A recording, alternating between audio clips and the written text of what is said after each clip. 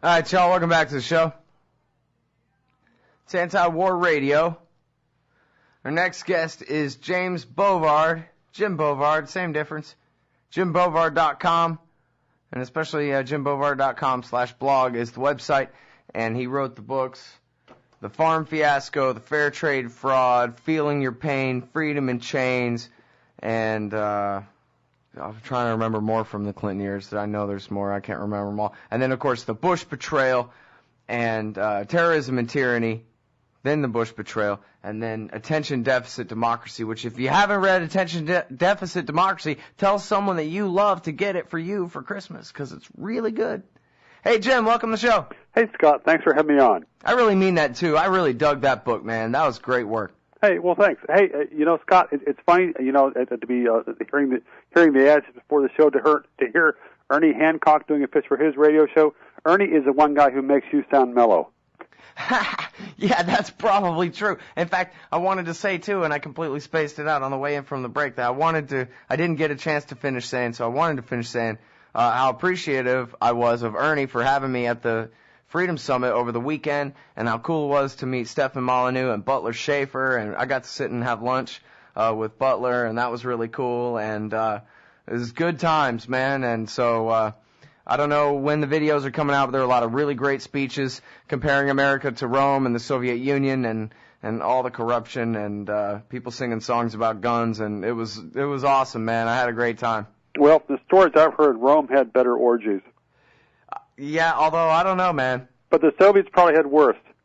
The Soviets probably had worse? Yeah, I can imagine that would be true. Yeah, definitely. America, though, I hear you're on the wrong coast, buddy. Well, yes, that's true. That's true. I was almost spontaneous, and I said, no, this is family radio. So. Oh, yes, yeah. No, yes, well, yeah, right. you can only go so far. All right. Well, anyway, so look, man, the thing is about Jim is even though he's really funny, he writes about really mean stuff that the government does to people all the time. He's funny about it. So tell us the big punchline about Barack Obama murdering people. Punchline. Well, I've got a story in the new American Conservative magazine on his assassination policy. How much evidence should the U.S. government be obliged to show before it kills you? None, according to the Obama administration. How much evidence should the government be obliged to possess of your wrongdoing before they target you for killing? That's a secret. And if some court makes the government answer that question, the terrorists win. Awesome. Now, wait a minute.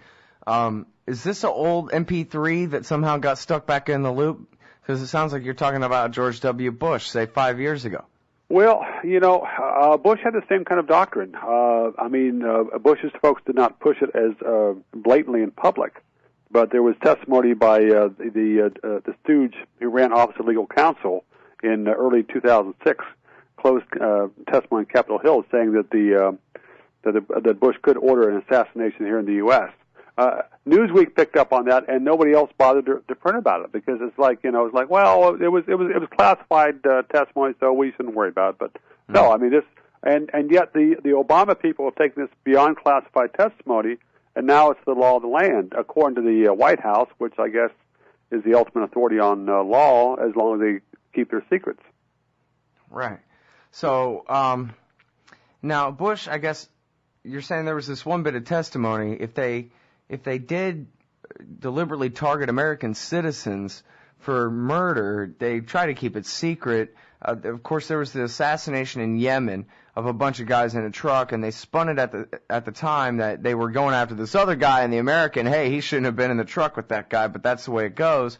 Although I'm trying to remember who it was on the show that was saying that maybe that was in dispute, that it really was the American that they were after there. But this kind of thing was few and far between, and yet Eli Lake had this interview with John Brennan in the Washington Times where he says there are dozens, just outright, I guess, bragging about it, where dozens of Americans on the assassination list. They're to be killed by the CIA or JSOC or whoever can get there first. Well, did Brennan say that there were dozens on the list for killing, or did he say that there were dozens? I've forgotten the exact phrasing on that, but it was a little more nuanced than that. But no, really? it was, I'll Google it up while you're talking. But it's also possible I'm mistaken on that. So. Well, no, I mean, I want to get it right, but I'm pretty sure that was the deal. And well, here's the other thing, and I know I'm right about this, that when they talk about Anwar al-Awlaki, who's the poster boy for an American who's so al-Qaeda that we got to murder him, in the Washington Post, the sources, the anonymous government officials are telling the Washington Post, and behind the veil of anonymity, they still will not go further than to say, we believe he may have ties to terrorism. Right. That was it. Yeah, there was a comment by a director of national intelligence, Dennis Blair, testified earlier this year. He said that the target to kill decisions depend on, quote, whether that American is involved in a group that is trying to attack us. Wow. Involved. Yeah, this is vague. This is involved. Well, the son of a bitch got an email from them. Yep, that's him. Kill him. So. All right. So let's see. It starts out here with. Well, I'll go back over this in the break. I mean, he does certainly start out just talking about there are dozens of American citizens that are the threat, and I think it's later in the article where he gets to, and so we're going to murder them. But really, even if we're just talking about Anwar al-Awlaki, the one guy that they've, deliberately named as their poster boy for this policy, that really, in legal terms, means what?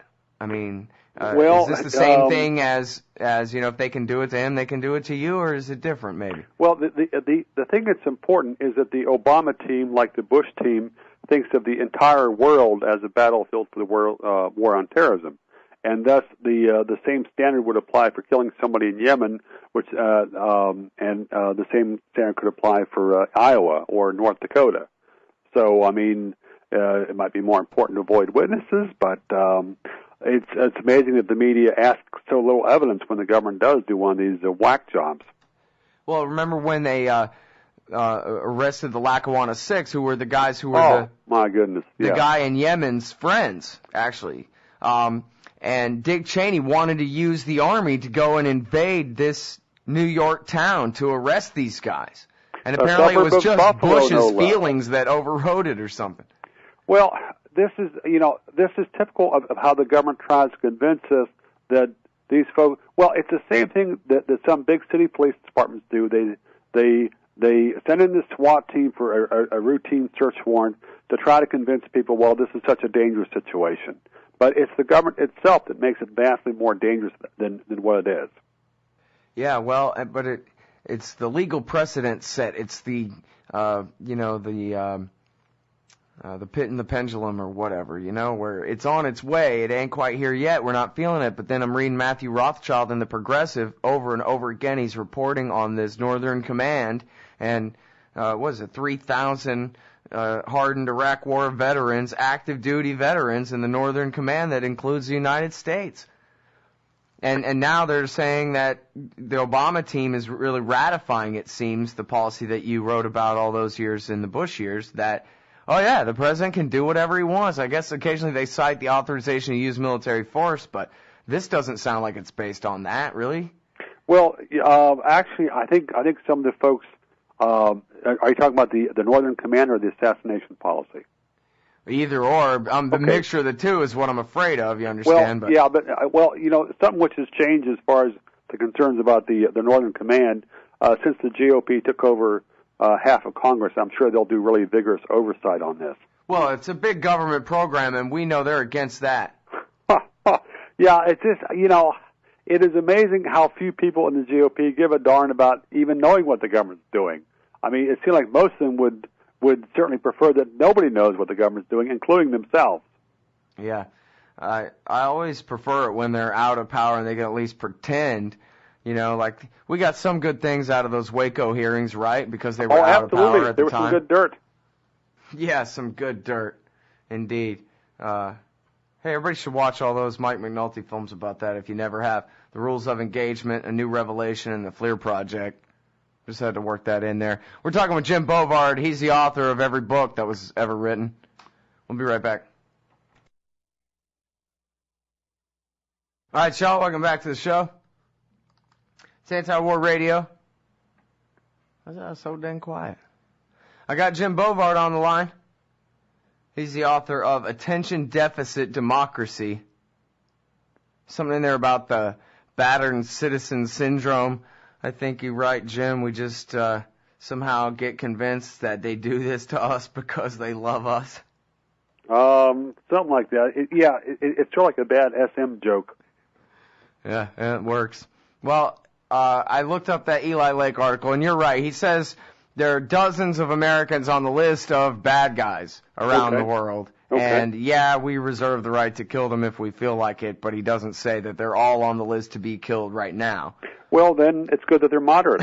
Right, yeah. See, that's a very important distinction there. Well, it's always reassuring that these people are using their secret power reasonably. Yeah. Well, you know what puzzles me? Not very much, but I've known some people who, well, hell, just like in years driving a cab or whatever, meeting people like this, strangers, whatever, people who really, really believe in the law. They really believe in it, and for the good reasons, for fairness and justice and process and accountability, and they really believe in it. And it seems like you would have somewhere in there would be somebody going, man, you know, guys, if we do this, there's really no going back from this, and are we sure that we're this evil or something, you know? Is there no conscience at all in that town? Well, it's not a question of people thinking of this as evil because simply because they are part of the U.S. government and high up in it, that means by definition they're a force for good. Yeah, the inter-party members. Well, yeah, and it's simply a question of totally unleashing the good guys to vanquish the bad guys. This is how they view it, and legal technicalities. I mean, George Bush has been tramping around the country saying that he didn't order torture because some bootlicker lawyer told him it wasn't torture, so he didn't break the law. I mean, this is the kind of lawyers that are attracted to government power. Folks who are pliable, folks who are saying, "Yes, master, you have this power." Right, the ones I like all work for the ACLU and the Center for Constitutional Rights and things like that. Yeah. There's some good folks out there, but the kind of folks the kind of lawyers who prosper in Washington are yes men and bootlickers, and yet it's amazing that Bush could go around the country making this, bogus argument that he didn't order torture, and people will nod their heads and say, well, that's good. I mean, well, I think. Looking back, kind of think about it, we're wrapping up the decade here and whatever, and it seems like Bush's biggest accomplishments are the clash of civilization with the Muslim world and pushing executive power. Reagan violated the Bolin Amendment and sent death squads to El Salvador and Nicaragua, and, always there's scandalous stuff. But it seems like Bush's legacy really is he destroyed even the pretense of law binding the president's power forever. I mean, way worse than Nixon, and he wasn't forced to resign. There was no accountability. He got away with all of it. As John Brennan says in that interview with Eli Lake in the Washington Times, yes, we're building upon a lot of great work that they did, and we're just carrying it forward now. That's their words. Right, and the thing that's astounding is to see how many abuses that George Bush canonized, and how many perverse interpretations of the law and the Constitution, which he and his stooges got accepted by Congress and the mainstream media, and were non-issues for the American public. I mean, I was from 2004 on, I was wrong as far as the torture scandal, because I kept thinking that was going to spur a backlash by the American public and much of the media. Well, I was, Pollyannish on that. Instead, it just turned out that it turned out to be proof of George Bush and Dick Cheney's macho. Right. Yeah. I mean, they got away. I remember listening to a right-wing radio station out of San Antonio when the Abu Ghraib photos first broke. And the lady was saying, no, this is too far. This is just wrong. Whatever. And then, within a couple of days, okay, well, it was just the guys on the night shift got carried away and whatever. And then by the time all the details came out and torture team and attention deficit democracy and all these things, that's all old news. And yeah, really, like, tying people up and then beating them unmercifully, like, it's okay now, I guess, because they did it and they got away with it. Same thing with the wiretapping thing. The Ricin story and Lichtblau story came out in the New York Times, and George Bush held a press conference the next day, and he said, yes, I'm guilty of millions of felony counts of violations of the FISA statute in 1978. What are you going to do about it? That's what I thought. And that was it. Well, not only that, but George Bush bragged about that in his 2006 State of the Union address, and he got standing applause from the GOP members, excepting Ron Paul, of course, And I don't even think he goes to those things. Well, okay, perhaps not, but yeah, I mean, I'm sure he's got better things to do. But right. It was so utterly craven that you had all these members of Congress giving a standing ovation for someone who trashed the Constitution and trashed the Fourth Amendment and trashed had showed utter contempt for any limits on his own power. And yet this has happened again and again in area after area. And it just seems as if the bullshit reflex has been lost, that folks don't recognize government political BS anymore. Right, yeah, and of course Nancy Pelosi went right up there and said impeachment is off the table no matter what. Like, I guess even if he killed someone that she cared about, she still wouldn't impeach him. Well, I mean, George Bush could stand there in a televised speech and pull out a six-shooter and pluck 4 or 5 members of Congress from their chairs, and people say, well, thank goodness he only had 1 round or six shots or whatever. So I just it's amazing what they'd put up with. They would, there were so few members of Congress who had the gumption to challenge him on his abuses, and some of those who did got shot down because of it, like Senator Feingold. Right. I'm talking with Jim Bovard from the Future Freedom Foundation. I forgot to say that before, so I'm saying it now, FFF.org. You think they could target Julian Assange for assassination? You think they'll go that far? I don't know, but it's really great. You and antiwar.com have been the forefront holding up the banner for truth on this.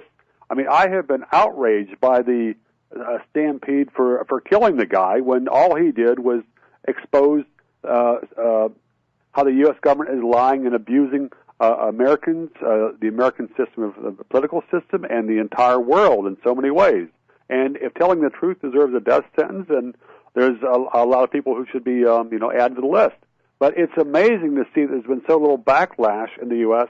against these calls for Assange's assassination, or murder, actually. It's just out-and-out murder. Yeah.